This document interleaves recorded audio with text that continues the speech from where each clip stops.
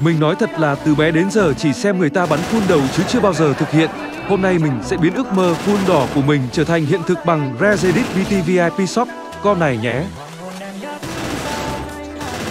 Các bạn hãy nhấn cái nút follow để làm tròn nghĩa vụ của mình nhé. Xin cảm ơn và chúc các bạn luôn mạnh khỏe.